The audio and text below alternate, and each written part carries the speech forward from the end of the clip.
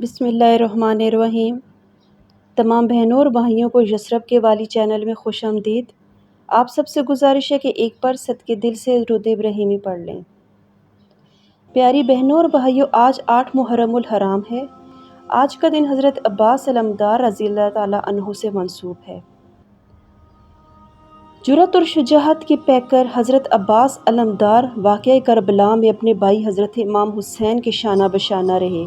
ان کی بہادری اور دلیری سے یزیدی لشکر بھی ان پر بھی لرزہ طاری ہو گیا۔ حضرت عباس ابن علی فاطمہ بنت خزام کے صاحبزادے اور امام حسین کے لاڈلے چھوٹے بھائی، ان کو شجاعت اور بہادری اپنے والد حضرت علی سے ملی، جس کو دیکھ کر دشمنوں پر لرزہ طاری ہو جاتا تھا۔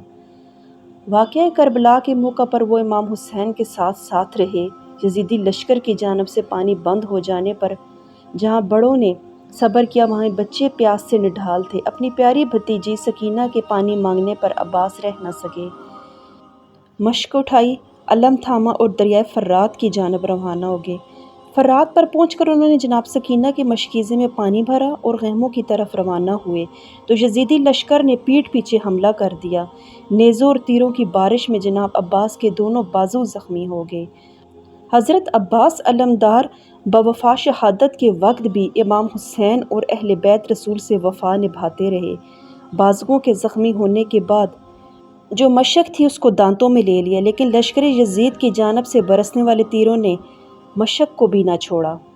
امام حسین جب حضرت عباس کے قریب پہنچے تو وہ زخموں سے چور تھے۔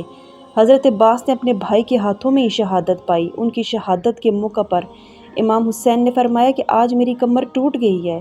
اس جملے کے بعد امام علی مقام نے علم غازی کو عباس کو اپنی ہمشیرہ بی بی زینب کے سپرد کیا اور جناب سے زینب نے شہادت حضرت عباس کے بعد قافلہ حسینی کی سالار بن گئی۔